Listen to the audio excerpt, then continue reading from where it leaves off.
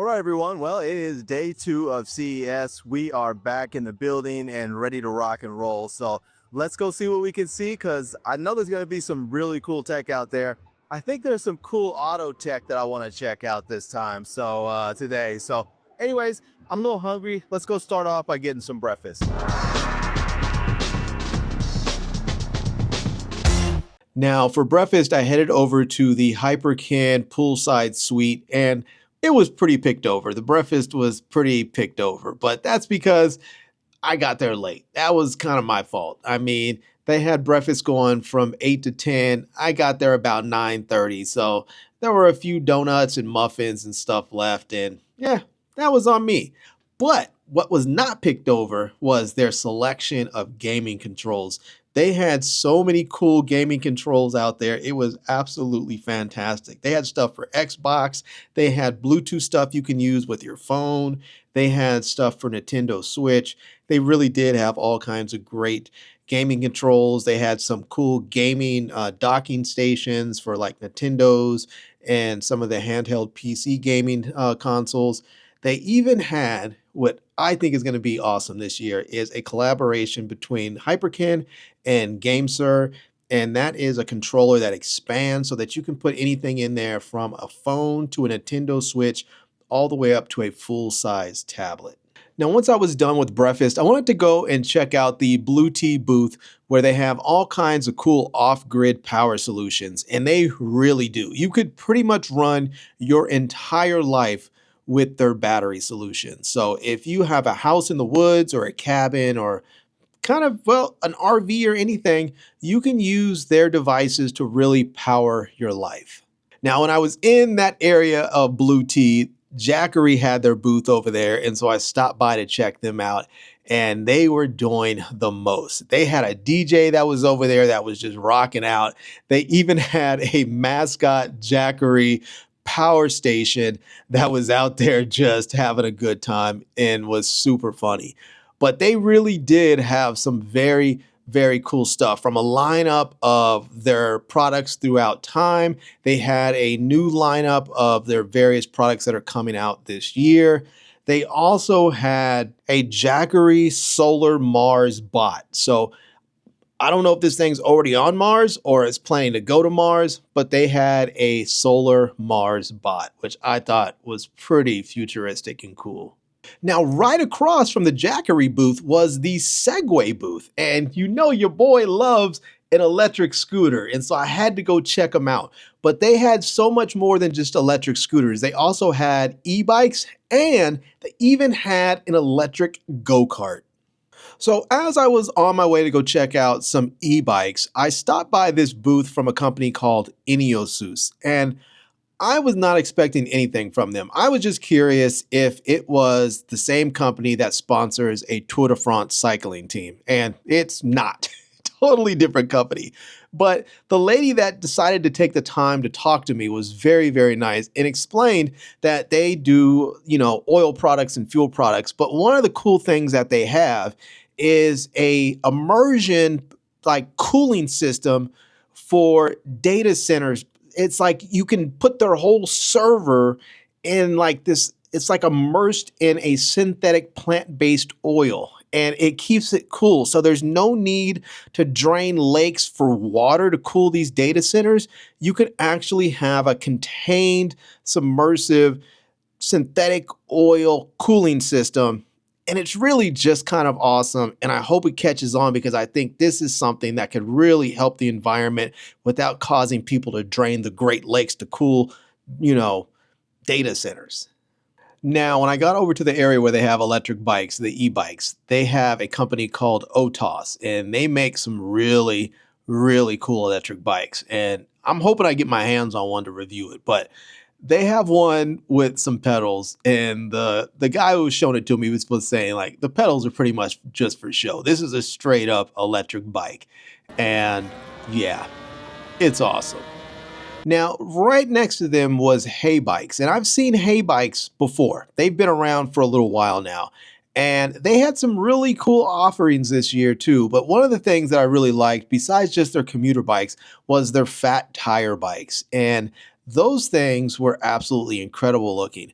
But one thing that I loved about them is that they do have really great range. I believe they get like, 90 miles for a charge. You can go like 28 miles an hour. They have like a weight capacity of like 440 pounds, something like that. So not only could you be a really heavy set person, but you can actually carry a load. So if you had, say, a box with something in there, you needed to strap it to the back of the box, to the back of the bike, you could do that and not be over the weight capacity. Now, this next product I need in my life. I just really do. Actually, I don't need it, but I want it in my life. And this is the JitLife Smart Suitcase. This thing actually allows you to sit on it and then roll around like it's a scooter. So if you've ever been to an airport and you are trying to get from one end to the other and you're just dead tired, you don't feel like walking, you can sit on this thing and just hit the throttle and ride it around just like a scooter. Now, we've seen some traditional looking e-bikes and they are cool, but man, Compass Rose has some I don't even know if I can call them retro. They're kind of like futuristic, but also retro looking.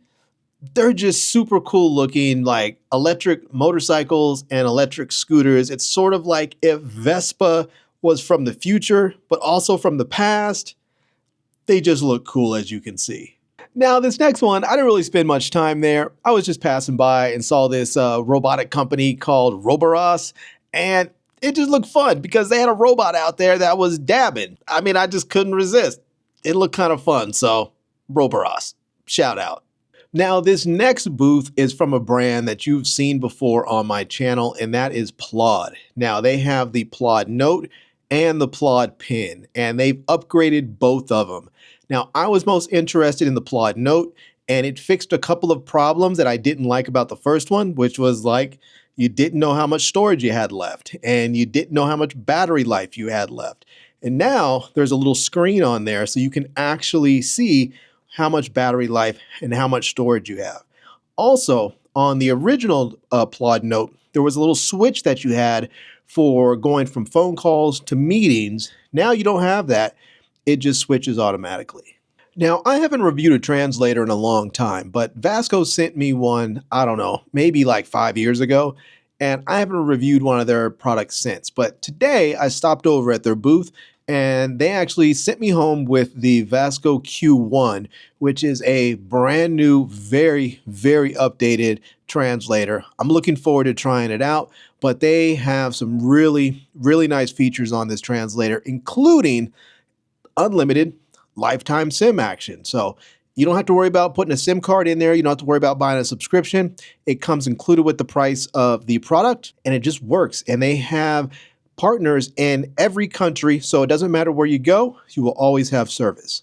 Now, I also stopped by the Hohem booth, and if you don't know Hohem, they actually make gimbals. They make smartphone gimbals and regular full-size camera gimbals. And today, Josh Morgan from Momentum Productions, his channel is on YouTube. Check it out. It's pretty good. I enjoy it. But he was doing a gimbal demonstration and he was showing people how to use them and some tricks to actually get the best possible footage from your gimbals. Next, I went over to the Craft Geek booth, and big shout out to their team over there. They were very, very nice, but they had some really cool accessories coming out for their selfie sticks. They use these selfie sticks that have MagSafe heads on them, but they have a MagSafe adapter that you can put on there that will then have a 1/4-20 thread, mount on there, and you can also use like a mount for a DJI Pocket 3. So it was very, very cool. And if you didn't want to use that kind of mount, they also have an accessory that is a light. So you can attach one side with MagSafe. The other side is going to be a light so that when you're filming yourself, you can light yourself up. Now, UGreen had a very, very big booth, or they have a very big booth, and it is super cool to see some of the stuff that they have going on over there. Now, many of you may know that they make power banks and chargers, and they also make NAS devices, or network attached storage. And they have a new one that has AI built into it that allows you to do all kinds of very cool stuff. They also have security cameras. They just have a whole host of wonderful products. So I stopped by their booth to check them all out. I'm hoping that I can get my hands on one of their NAS, devices this year so I can review it and show you guys how it works. But we'll see. but they did have some very cool products. Now, this next one I was not expecting at all, and that is there is a company called Kodiak Robotics, and they had this Kenworth truck that is fully autonomous. I mean, this thing can drive itself, and they're already on the road. That really surprised me, but they're on the road in Texas, and they have LiDAR, they have radar, they have all kinds of sensors that keep this thing going where it's supposed to go. And the cool thing about it is you don't need a driver in there. Like, you don't need a driver to even monitor this thing. You can just send it on its way and it's going to get there. Now, CES is big, it is expansive, it is spread out. It can be tough sometimes to find who you're looking for. If you're trying to find a particular company or a booth, sometimes it's challenging because it is just a massive, massive event. So I just want to give a big shout out to the floor managers, the people that work the information booths, because they really do help give good information about how to get to where you're going and give you precise directions. So big shout out to them. Thank you. Thank you, CTA, for hiring great people to do really, really good work.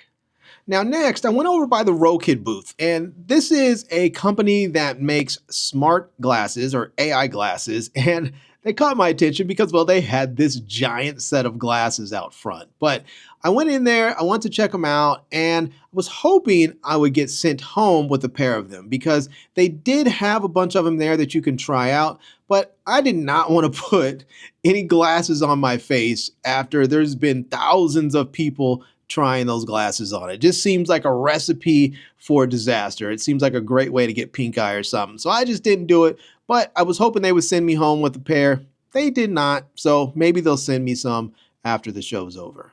Now, I went over to the TCL booth to see this one particular line of products, and that is their Next Paper products. They have these devices that are like, they have phones and tablets, but they basically go from being a regular color screen device to like an e-ink device, almost like a phone that turns into a Kindle. Now, they probably would hate me saying that because Kindle's an entirely different brand, but that's really what it's like. It goes from being a regular phone or tablet with a full color display to a straight up e-ink device, and it's very cool. Now, I headed over to the John Deere booth because they always have cool hats that they give out, and they always have some sort of giant piece of farming equipment out there. And this time they had this huge, huge combine. This thing is massive. And I was able to actually go climb up into it and check out the cockpit. And I say cockpit because it looks like a fighter jet in there. There's all these switches and dials. There's even a yoke in there, and it is just amazing. I mean, that thing looks super, super high tech. Now, there's another company that I stopped by named Yazaki. I don't know what they do. Never heard of them before, but they had a cool car out there. It looked like it's a Indy car, and I believe it was driven by Andretti, one of the Andrettis. So I don't know if it was the father or the son, but it looked like a cool car, and I wanted to check it out. Now, since I wanted to see all kinds of modes of transportation today, I went over to the Brunswick area, the Brunswick booth, and they have boats, and these things are beautiful. Man, I don't know how much they are. I'm sure they're way more than I can ever afford, but these things look absolutely amazing. And if you are boat people, drop me a comment down in the comments section and let me know what I don't know about boats, because these things look like they're cool, and they may be, or maybe they're not, but drop me a comment and let me know what you think about them, because these things looked absolutely amazing.